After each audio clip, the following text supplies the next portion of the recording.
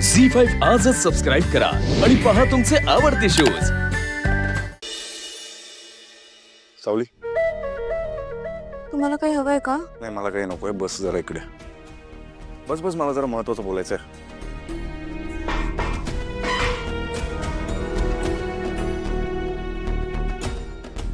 आज भैरवीजी येऊन गेल्या, बऱ्याच गोष्टी घडल्या। मला मान्य आहे की भैरवीजींनी तुला आणि तुझ्या घरच्यांना बरीच मदत केलेली आहे, पण तरीही हे बघ सावली, खूप महत्त्वाचं आहे। माणसाला ना सेल्फ इगो नसावा, पण सेल्फ रिस्पेक्ट असावा, कळलं? कारण माणूस एका बिलीफ सिस्टीमवर चालत असतो। छोटे छोटे बिलीफ्स असतात, विश्वास।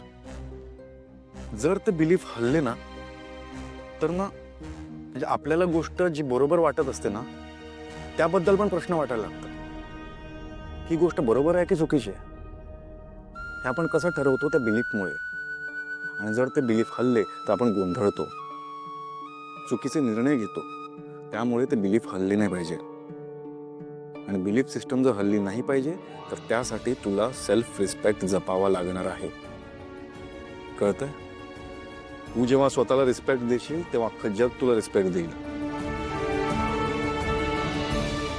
मला तुमचं म्हणणं कळतंय, पण भैरवी मेंढी खूप केलंय माझ्यासाठी। म्हणून मी तुला टोकाचा विरोध केलेलाच नाही आहे सावली। पण जर तू काम करण्याचा निर्णय घेणार असशील ना, तर एवढं लक्षात ठेव, काम करत असताना जर अपमानास्पद काही घडलं तर त्या क्षणाला नोकरी सोडायची। मी काय जबरदस्ती करत नाहीये, पण ही विनंती आहे, सेल्फ रिस्पेक्ट जप, कळतंय? Good night. सारंग सर, काय? एक विचारू? विचार ना। आपण एखाद्या व्यक्तीला शब्द दिला तर तो शब्द कोणत्याही परिस्थितीत पाळायला हवा की नको? हे बघ सावली, आयुष्य ना ब्लॅक अँड व्हाईट नसतं, म्हणजे फक्त काळा किंवा पांढरा रंग नसतो, त्याच्यामध्ये बरेच रंग असतात। सो तो शब्द काय आहे, कुठल्या परिस्थितीमध्ये दिलाय, बरं ज्या व्यक्तीला तू तो शब्द दिलायस ती व्यक्ती तशीच आहे की ती बदलली आहे, या सगळ्या गोष्टींवर ना ते सगळं अवलंबून असतं। याचा जास्त विचार नको करू तू। मी तुला एवढंच सांगेन की माणसाने सतसत विवेक बुद्धीने वावरावं, कॉन्शियसली, भानावर राहून। आयुष्य खूप सोपं होतं।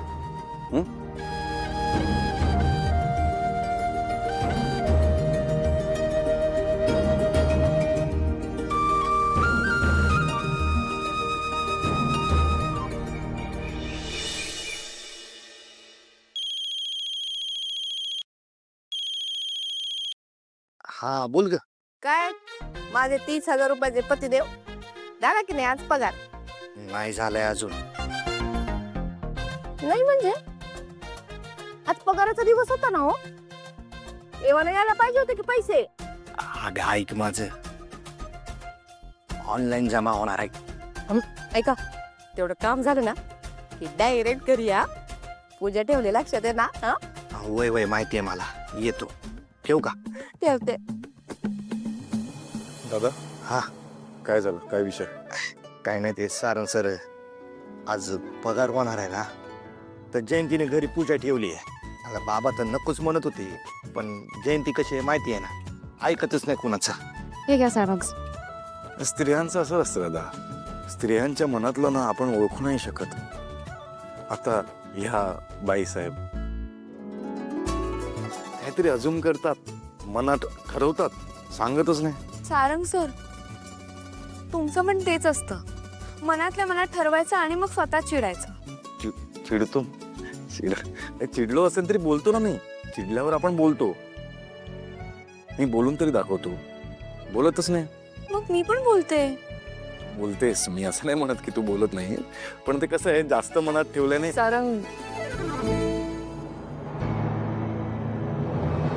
काय? ऍक्च्युली डील साठी 20 लाख रुपये कॅश हवे होते, त्याचं रिमाइंडर द्यायला आलंय। दादा, ऑफिसला गेल्यावरती कॅश कलेक्ट कर। बरं ठीक आहे। थँक्यू।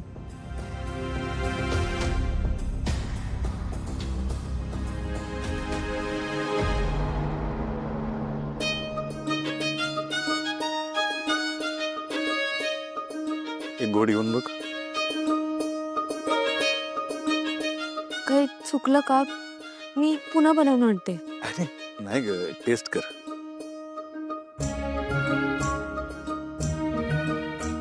नको. म्या येतो.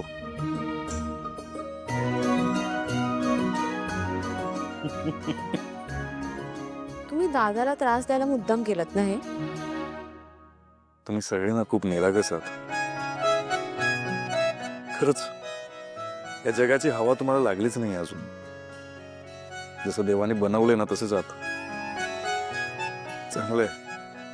हल्ली अशी माणसं नाही बघायला मिळत.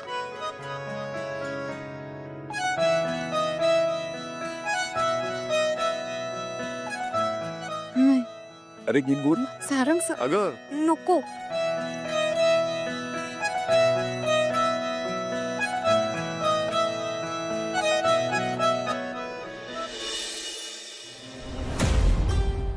Sir bye. ह्या बॅगेमध्ये 20 लाखाची कॅश आहे. तुम्हाला द्यायला सांगितले. होय 20 लाख ना? सर ओपन तर करून बघा ना. आ? नाही म्हणजे चंद्रकांत साहेबाचा नियमच आहे, कितीही काय झालं खात्री केल्याशिवाय कुठलीही गोष्ट घ्यायची नाही. येऊ का सर? या.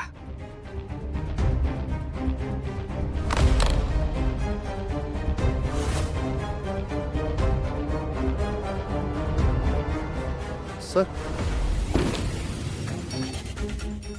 सर जो डिलिव्हरीचा प्रॉब्लेम झालेला ना तो सॉर्ट आउट झालाय. तुम्ही प्लीज एकदा चेक करतात का? आता हो सर. नंतर बघू ना. ते आता थोडं काम होतं. सर कशाला काळजी करताय? अहो कॅबिनमध्ये CCTV कॅमेरा आहे, बाहेर पॅसेजमध्ये CCTV कॅमेरा आहे.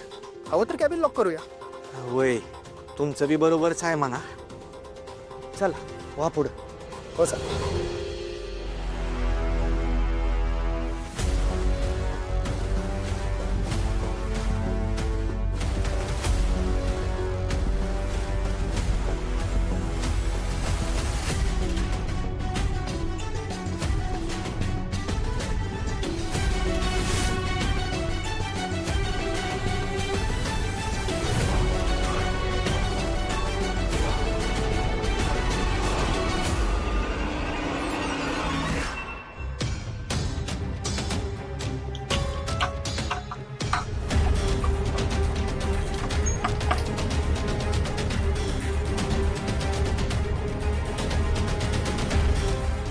सर येत आहेत ना?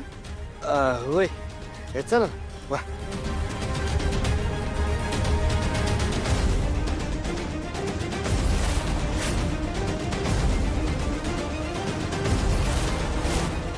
झी 5 आजच सबस्क्राईब करा आणि पहा तुमचे आवडते शोज